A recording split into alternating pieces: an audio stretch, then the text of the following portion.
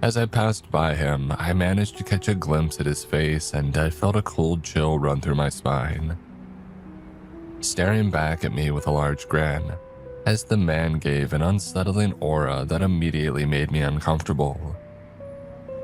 Not wanting to be under his continuous gaze, I decided to quicken my pace and get back to my car. I didn't know why he was staring at me so intently and with such a disturbing smile, but he wanted something from me that he should have called out.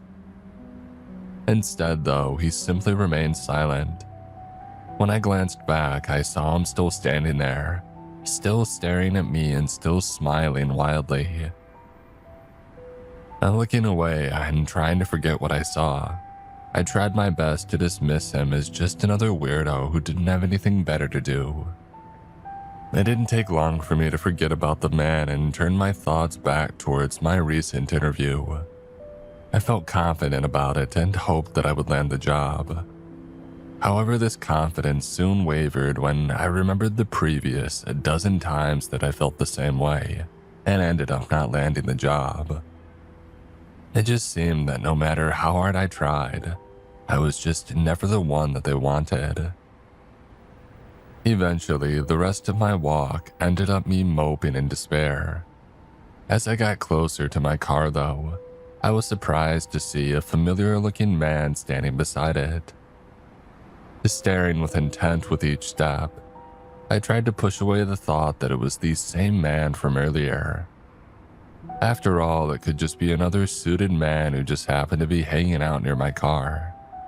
It was strange, but not impossible. However, as he turned his face towards me and smiled, I knew for certain that it was the same man from earlier.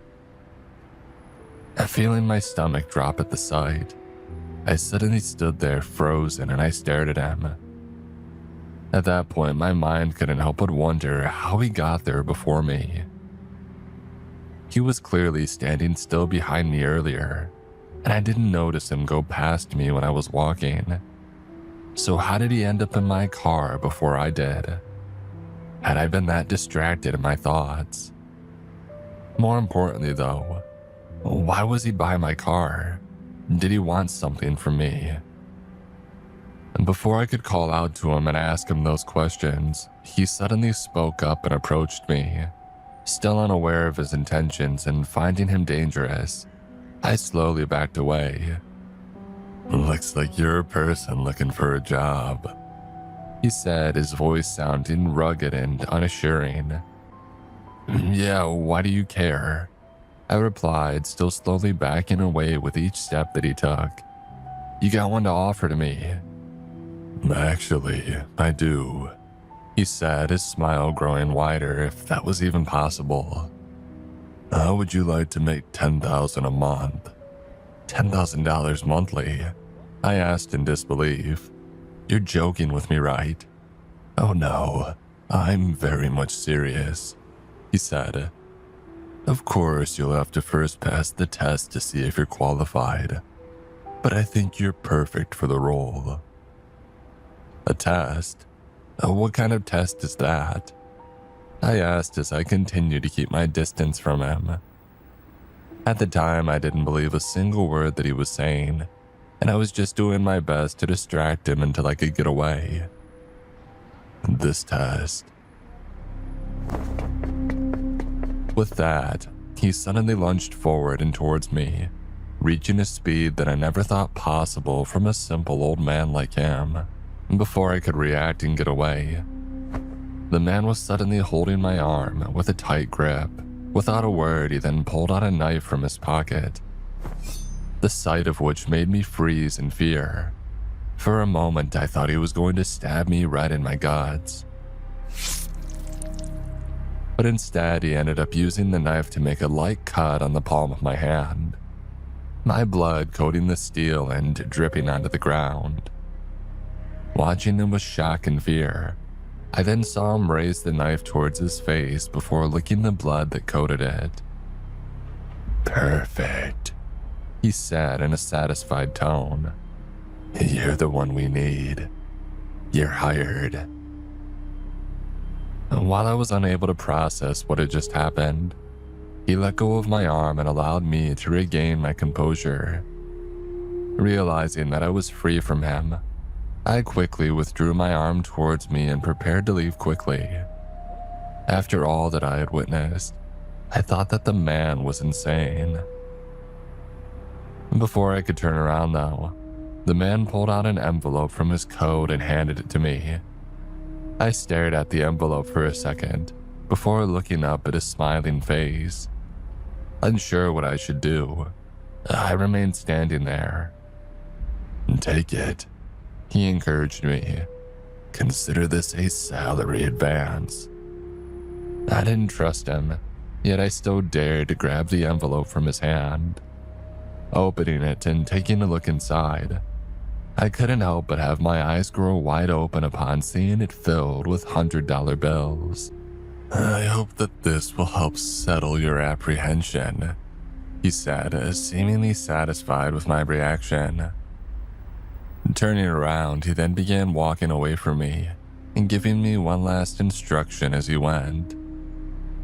"In your car is another envelope, a larger one this time. A set of instructions are in it, as well as the tools that you'll need for the job. Good luck." And giving one wave of his hand, he then walked off, leaving me dumbstruck. I turned my attention to my palm. I decided to deal with that first as I tried to rationalize what had just happened. Taking a handkerchief, I wiped away the blood before using it to wrap the wound. Once my hand was wrapped, I turned my attention back towards the envelope that he had given me. Taking a look inside once more, I made sure that what I saw earlier was real. True enough, the $100 bills were still in there. Conning them quickly, I soon realized that I had $1,000 right in my hands. Suddenly feeling unsafe being outside with such a large amount, I rushed back towards my car. As I opened the door though, I found a larger envelope on the driver's seat. Looking down at it, I suddenly realized it was likely the other envelope that he was talking about earlier. How he managed to get it inside, I wasn't sure. My car was locked and secure and there didn't seem to be any sign of forced entry. Somehow though, he had managed to do it, and it brought me chills knowing that he could easily get in. Grabbing the envelope, I then got in my car and made sure to lock my doors. I then spilled out its contents on the front passenger seat before sifting everything that came out. The first to catch my attention was a large folded piece of paper, which I soon realized was a map of Nebraska after I laid it open. Studying the map for a few seconds, I soon noticed a red circle marking a random town in the middle of nowhere. Curiously, I focused my attention there, wondering what it could mean. The place where my place of work would be, perhaps. Hoping to find answers, I took a piece of paper that came with the envelope and read through the instructions that I was given. 1. Every time a map is sent, you must go to the town marked with a red circle and arrive at the area within 7 days after receiving the map. 2. Upon approaching the town, stop at least 5 miles outside the red circle marked on the map. Do not go past that. 3. From the position you choose, open the case provided to you. You will find a needle and a quill in there. Use the needle to prick your finger so that it bleeds. 4. Once you are bleeding, take out the quill and soak the tip with your blood. Using the quill, proceed to shade the encircled mark on the map with your blood, taking care not to smear any of your blood outside of the circle. 5. Upon completing these tasks, your payment will be provided to you instantly. 6. Failure to follow these instructions would result in your termination. After reading those instructions, I wasn't sure whether to believe it or not. The tasks were strange and they made no sense to me. Why was I supposed to drive to a town in the middle of nowhere? Why did I need to smear my blood on the map? Couldn't I just do it all from where I was now? All these questions circled in my mind, and I was tempted to ignore all of this and run off with the money that the man already gave me. Then again, what was I to lose? If I followed these rather simple instructions, if luck continued going my way, then I would be paid rather handsomely for doing nothing but driving around and doing some silly tasks. After thinking about it, I eventually made up my mind. With $1,000 in hand and a potential for much more, I decided to head to the Midwest.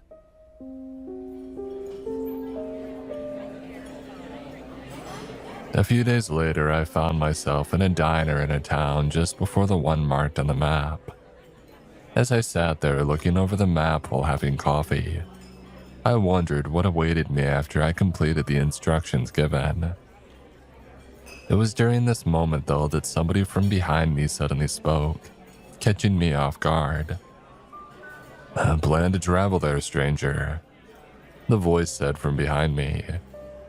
Turning around, I saw a man around my age looking down at me with a friendly smile. Confused at his sudden intrusion, though, I gave him a suspicious glare as I wondered if he was working for the suited man to keep an eye on me. Seeing my rather unfriendly look, the man gave a little chuckle. "No, sorry for disturbing you, but I promise I don't mean any harm. I just couldn't help but notice that you have my hometown marked on that map. You see, it's strange to see somebody from out of town heading there to visit." Still remaining suspicious, I quickly folded up the map. "How do you know that I'm not from there too?" I eventually asked them. "Oh, that place is a small town," he said with a friendly smile. "If there was somebody around my age from there, I would know them." Sighing, I shook my head, realizing that I can't make use of the excuse of me being from there. Trying my best to think of a different reason, I ended up awkwardly staring at him for far too long. The man seemed to interpret this as, "Listen, stranger, I didn't mean to put my nose in your personal business," he said apologetically. "I was just a little curious, you know. Anyways, I'll leave you be. I hope you found what you're looking for there." And with that, he left, leaving me feeling a little awkward and embarrassed. Hoping to shake away that feeling, I decided to head out and take on the last stretch of my journey.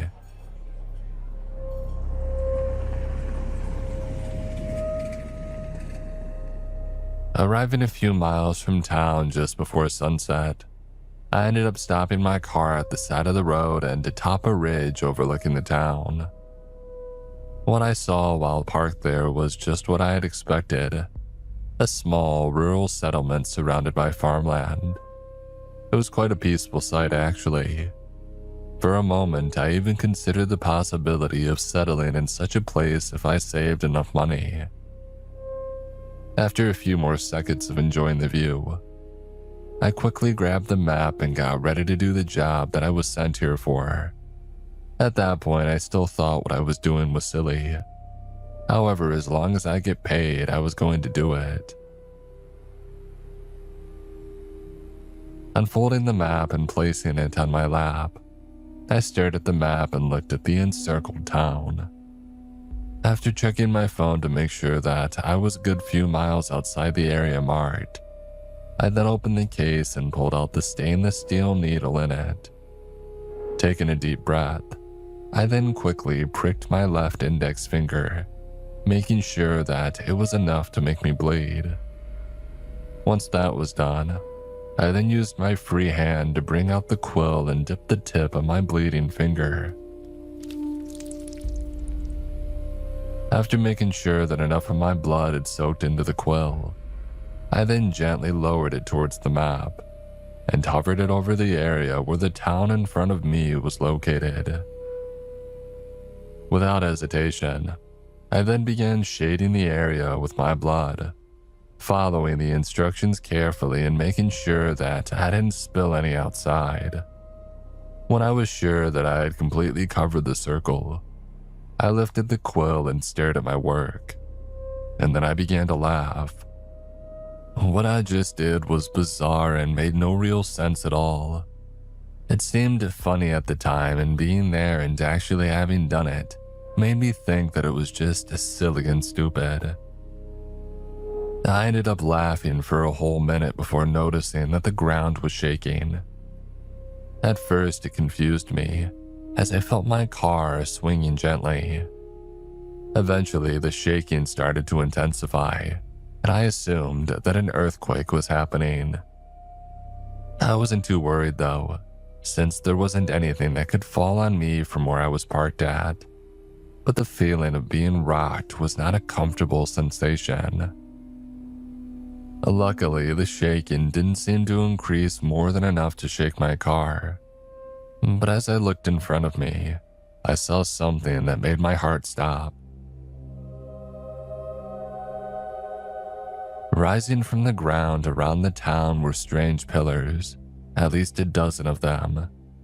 Staring at them with wide eyes, I watched as they rose higher and higher from the ground. As I did, I suddenly realized that they weren't simply pillars. No, they were tentacles, large tentacles that wiggled in all directions. From afar, it reminded me of the tentacles of a squid. However, unlike a normal squid, these tentacles were huge. Based on the nearby houses that stood near one of the tentacles, I would estimate that each one of them were around 100 feet in diameter.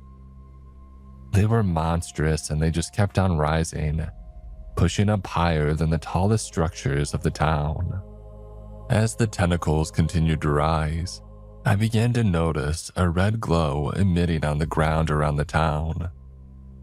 From my vantage point, I watched in amazement as the glowing area seemed to form a perfect circle. Starting out as a strange light, I then noticed that it was emitting heat, as the sensation could be felt even through my car. But that then made me realize, if it felt uncomfortably hot from where I was, that it must have been unbearable from the town. I shook my head and tried to not think about it, as I imagined haunting images of the people there, as if I was being taunted. I suddenly heard screams ringing all around me, as if there were thousands of invisible people being tortured and crying for help and mercy. I don't know how that was happening, but covering my ears didn't seem to work. It was as if the screams of these souls were in my very head. Pained by the sensation, I found myself jumping out of the car thinking that I could escape the noise outside.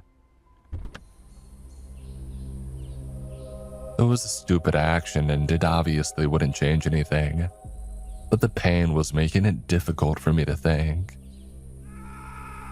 As I stepped out of the car, I immediately fell onto my knees due to the continued shaking of the ground. Frustrated and overwhelmed, I cried out and begged for the noise to stop, but it never did. Instead, the screams grew louder and louder until they mixed into one haunting noise. Eventually, though, my mind and body managed to acclimate enough to the screaming for me to be able to focus in my surroundings. Despite the pain that I was feeling from the deafening screams, I was able to glance towards town to see that the tentacles had stopped rising and were now protruding at least a mile high from the ground.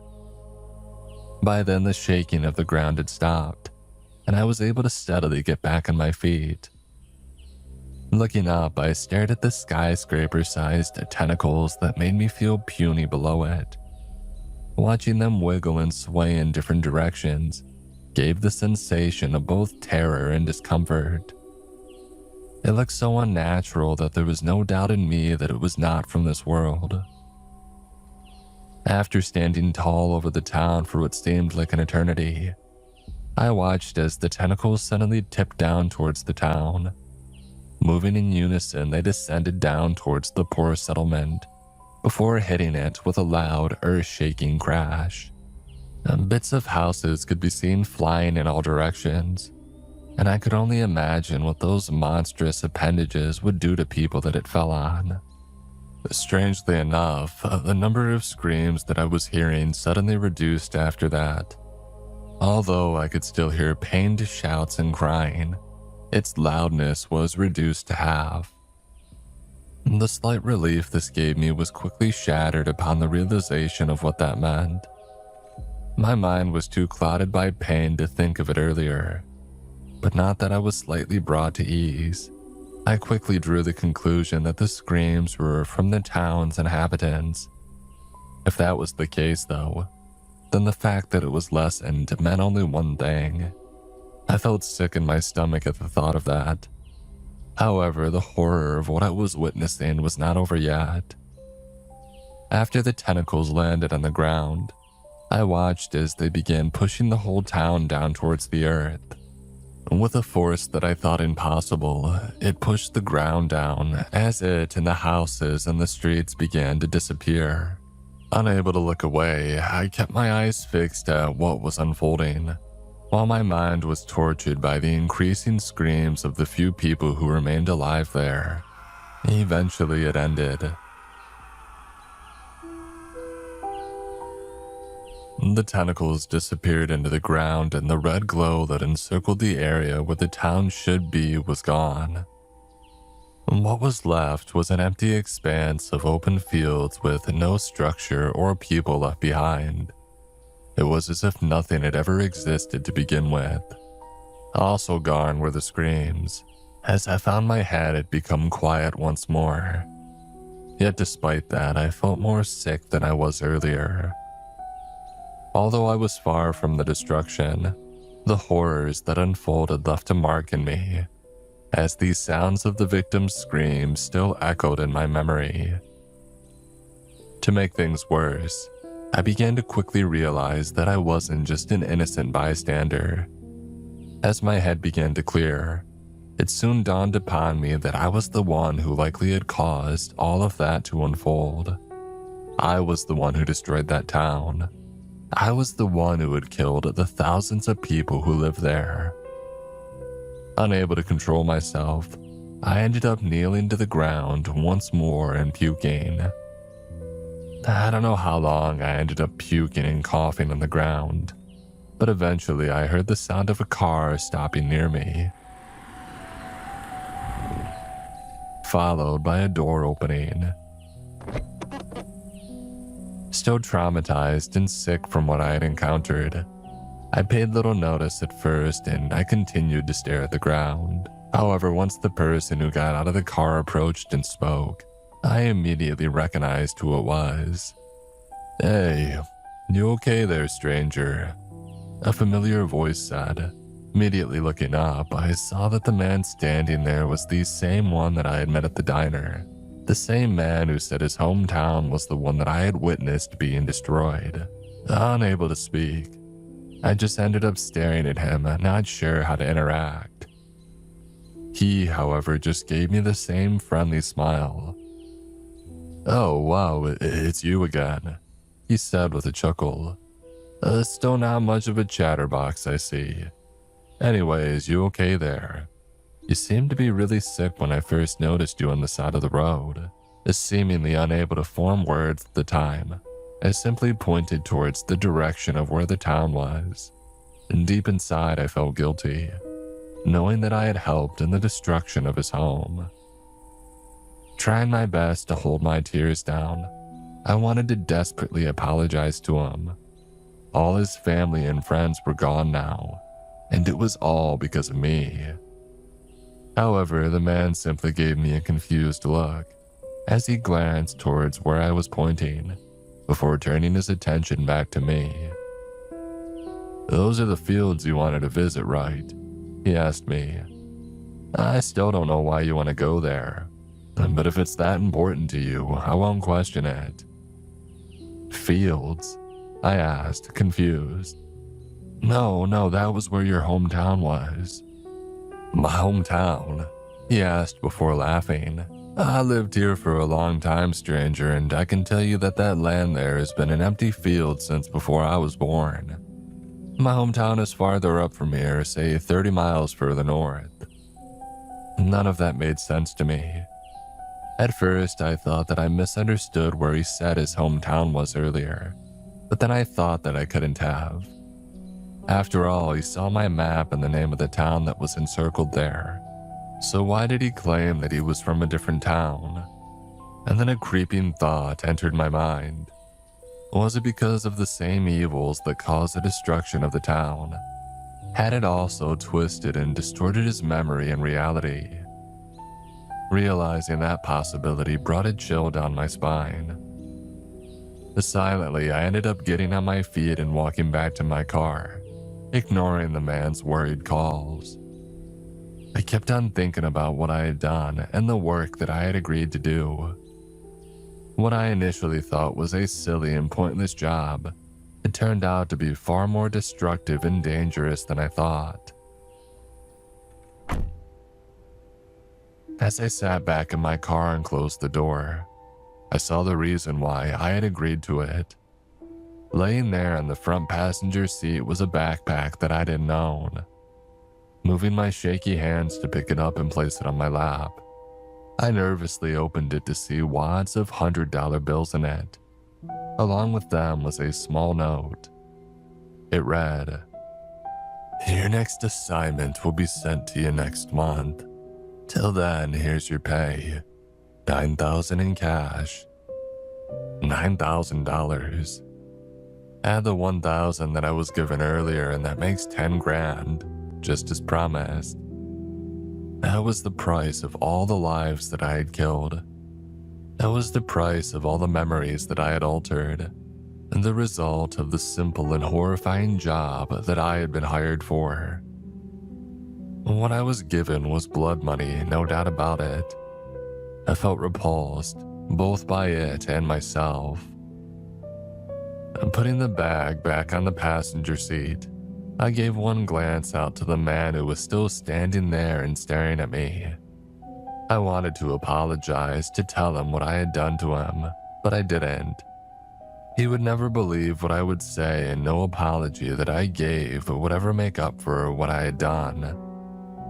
Because of that, I simply looked away and drove off, heading back from where I came from. Although he would never understand it, I felt guilty for what I've done to him in his town. That was 9 months ago. Since then, I've done one job every month for my employer, erasing small towns from different states, terminating the lives of thousands upon thousands, and altering the realities of those who had been fortunate enough to have left their hometowns. I've been paid handsomely for all of this, and now I get to live in a nice home and I no longer have to worry about money. Am I proud of my job? No. In fact, I'm ashamed of what I do, and I'm haunted by the screams of those who I had condemned to hell. Can I leave my job? I don't know. I don't think my employer would let me leave, and I already consider myself lucky that he isn't forcing me to do all of this. I fear that trying to refuse would only make things bad for me. So I've decided to enjoy my compensation and try to live with the guilt as best I can. I have things pretty good after all. Although sometimes I can't help but feel that all of this would bite me in the back someday. Most of the time, I try not to think about it too much. However, once in a while, I do end up being a little curious. After all, he probably doesn't want these towns erased for no reason. If he did though, then that would be a scarier thought, knowing that a man just wanted it done for the heck of it. I don't think that's the case with my employer though. Recently, my curiosity behind the greater meaning behind things grew once again, especially after my most recent excursion. It was supposed to be just like my previous ones, and go to the place, erase it from existence, and receive my money and leave. Now, it sounds simple when I put it that way, but no matter how many times I do it, it never was simple. And despite all the terrors I was constantly hearing and seeing, I never became desensitized. That was a good thing, since it at least made sure that I was still human. A terrible human, but a human nonetheless. On that day, though, as I marked my blood on the map and readied myself for what was to come, I was not prepared for what I witnessed. As usual, it began with the trembling of the ground. Standing outside and looking out at the distant town in front of me, I watched and waited for the tentacles to sprout on the ground. To my surprise, though, they didn't appear. Instead, large arm-shaped appendages emerged, a dozen of them doing what I was used to seeing the tentacles do. Staring with confusion, I watched as the hands on the end of these arms opened up, its fingers stretching wildly before pointing down towards the village. Just like the tentacles of the past, these arms followed a similar formula to what I had seen before, and they fell down and crushed the village, filling my ears with the screams of the residents. Yet, for the first time since I took the job, my mind was not focused on the victims. Instead, my thoughts were too preoccupied with the arms, as I wondered why they had appeared instead of the tentacles. What did it mean? Did I summon something different this time? If so, what was it?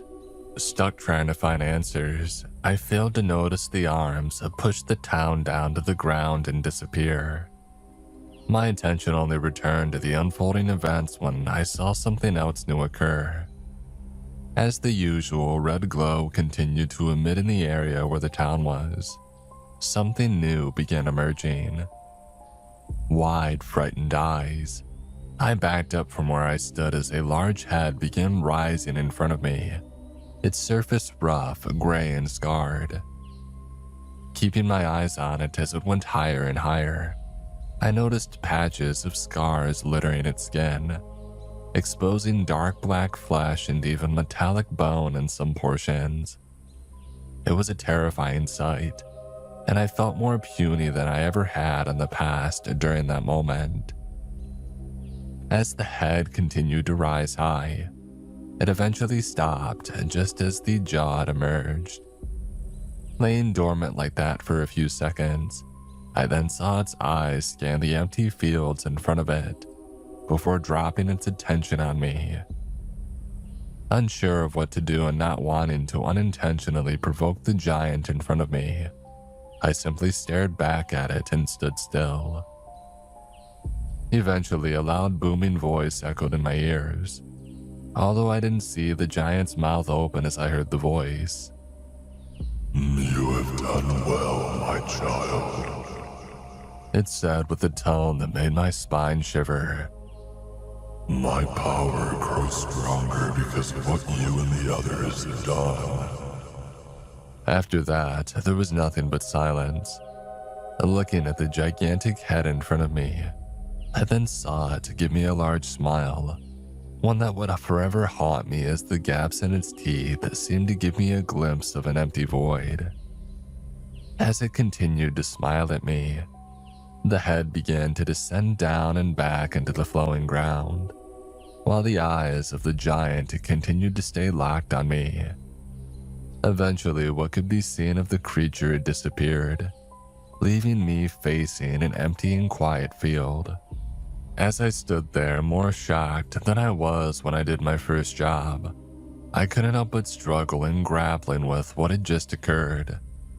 This was clearly no normal job, and no note from the suited man ever hinted anything like that would happen. And when I stumbled back into my car, I noticed the usual bag of money on my front passenger seat, containing the usual $10,000 salary.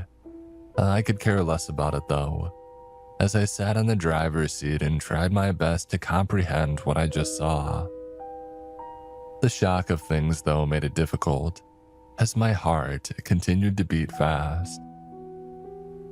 After a while though, I managed to calm myself enough to think straight. Whatever that giant was, it was clearly not a threat to me. At least that's what it seemed.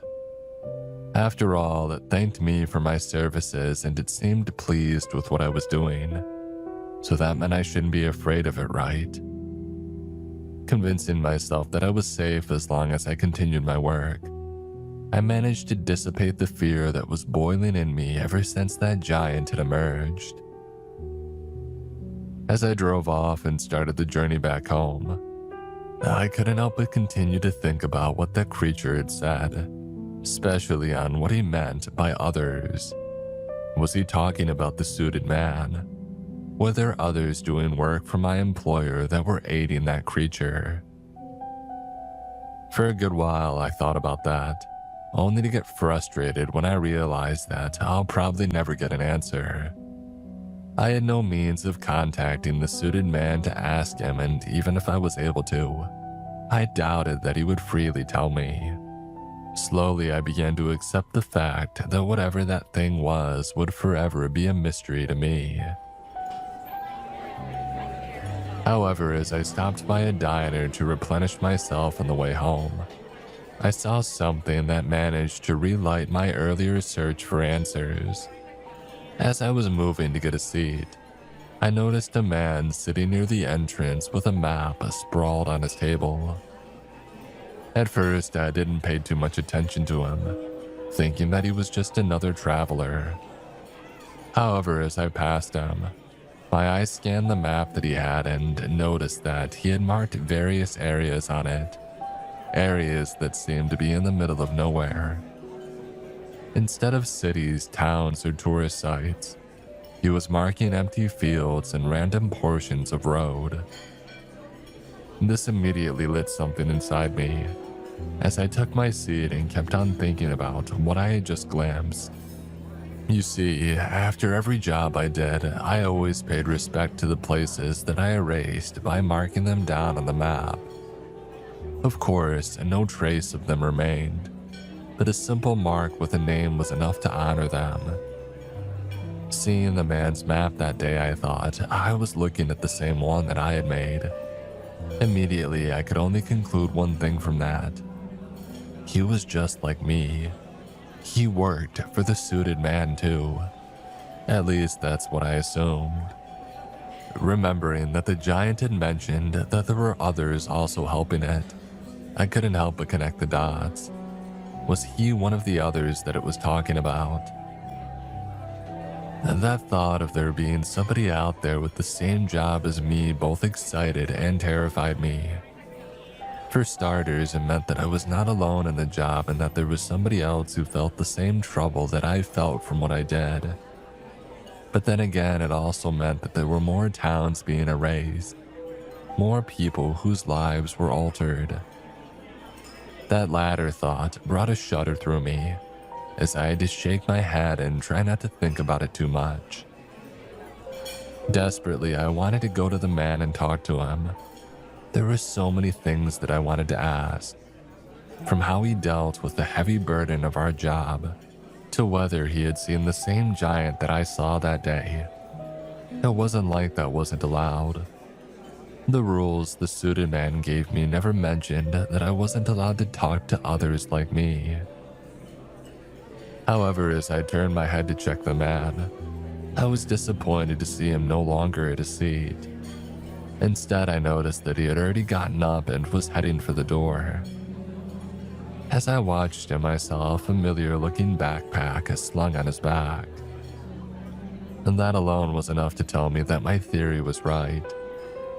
Deciding not to chase after him, I sat there and hoped that I would encounter him again someday. However, there was something nagging me, something that made me uncomfortable. Recalling the map that I saw, I suddenly felt the urge to compare it to the one that I had. A day later, as soon as I got home, I rushed towards my room and pulled out the personal map that I had to mark the sites of my recent jobs. Laying it down on my bed, I then grabbed a marker and began placing an X on the general areas that I saw marked on the other man's map. I couldn't recall every single area that he had marked, but I recall just enough to pinpoint the general area pretty decently. Once I had finished plotting down everything that I could remember, I then looked down on the map and glared at it with a dreadful expression. The towns that I erased, combined with the ones that I recalled that the man had charted on his own map, formed the shape of an incomplete pentagram. Based on my estimation, my employer was, more or less, 10 towns away from having it complete.